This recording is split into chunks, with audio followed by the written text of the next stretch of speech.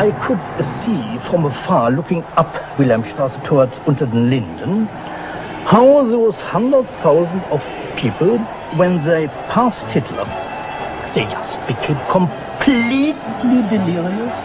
They began to shout these cries I will never get out of my ears. Heil, Sieg, Heil, they demented. And here I got confirmation how those irrational forces, uncontrollable forces in Germany, in the Germans, had erupted, had broken out, were running wild, were departing, marching on.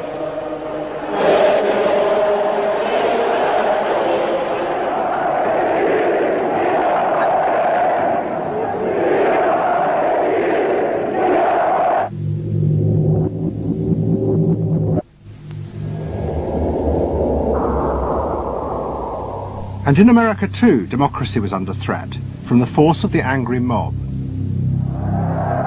The effect of the stock market crash had been disastrous. There was growing violence as an angry population took out their frustration on the corporations who were seen to have caused this disaster.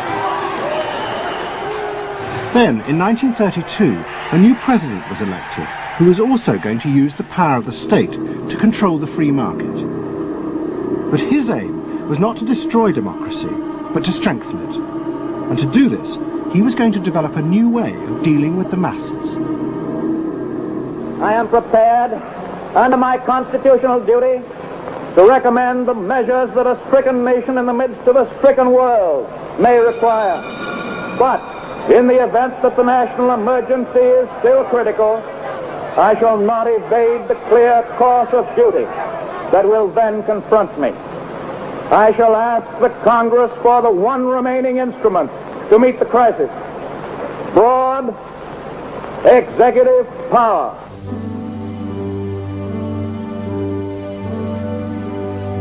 It was the start of what would become known as the New Deal. Roosevelt assembled a group of young technocrats and planners in Washington. He told them that their job was to plan and run giant new industrial projects for the good of the nation. Roosevelt was convinced that the stock market crash had shown that laissez-faire capitalism could no longer run modern industrial economies. It had become the job of government.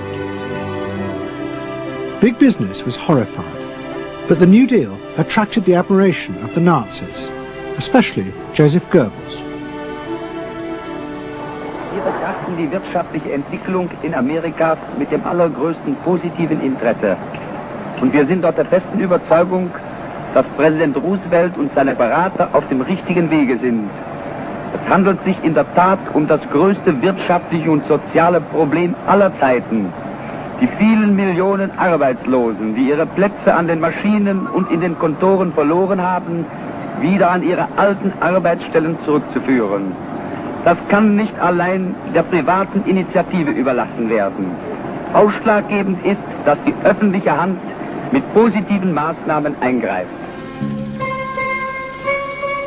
But although Roosevelt, like the Nazis, was trying to organize society in a different way, unlike the Nazis, he believed that human beings were rational and could be trusted to take an active part in government. Roosevelt believed it was possible to explain his policies to ordinary Americans and take into account their opinions. To do this, he was helped by the new ideas of an American social scientist called George Gallup. Favorite reading of New Deal Washington, the survey of U.S. public opinion. From offices at Princeton, New Jersey, a famed statistician, Dr. George Gallup, tells Washington from week to week what the nation is thinking. And in New York, Fortune magazine's analyst, Elmo Roper, compiles for publication a continuous record of the nation's approval or disapproval of how the country is being run. Gallup and Roper rejected Bernays' view that human beings were at the mercy of unconscious forces and so needed to be controlled. Their system of opinion polling was based on the idea that people could be trusted to know what they wanted. They argued that one could measure and predict the opinions and behaviour of the public if one asked strictly factual questions and avoided manipulating their emotions. Well, how about this one? Do you think Franklin D. Roosevelt's New Deal has been bad for the nation in general? No, that question's loaded. It automatically suggests an answer. Well, how about this? Is your present feeling toward President Roosevelt one of general approval or general disapproval? That's better. Prior to scientific polling, the view of many people was that you couldn't trust public opinion. It was irrational, that it was ill-informed, it was chaotic, unruly, and so forth. And so that opinion should be dismissed. But with scientific polling, I think it established very clearly that people are rational, that they do make good decisions, and this offers democracy a chance to be truly informed by the public, giving everybody a voice in the way the country is run. I know my father wouldn't necessarily say the voice of the public is the voice of God, but he did feel very much that the voice of the people is a rational voice and should be heard. What Roosevelt was doing was forging a new connection between the masses and politicians. No longer were they irrational consumers who were managed by sating their desires. Instead, they were sensible citizens who could take part in the governing of the country. In 1936, Roosevelt stood for re-election. He promised further control over big business. To the corporations, it was the beginning of a dictatorship.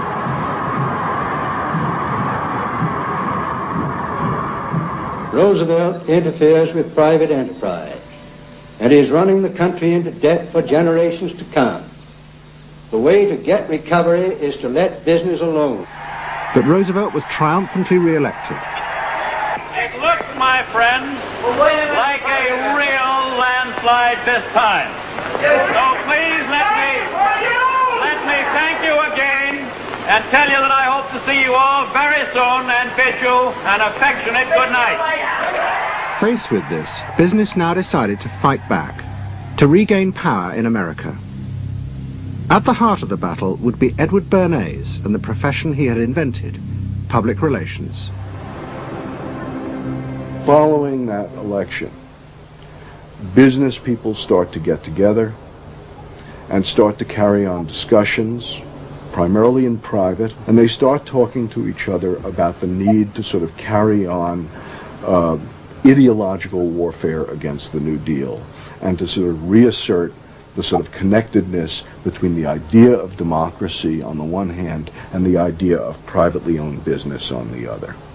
And so, under the umbrella of an organization which still exists, which is called the National Association of Manufacturers, and whose membership included all of the major corporations of the United States, a campaign is launched explicitly designed to create emotional attachments between the public and big business.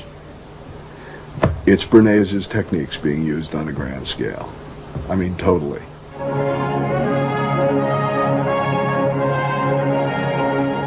General Motors' Parade of Progress, traveling the high roads and byroads of America, bringing to millions of Americans in their own hometown the fascinating story behind modern industry, showing... The campaign set out to show dramatically that it was business, not politicians, who had created modern America. A better mode of living for all of us. Bernays was an advisor to General Motors, but he was no longer alone.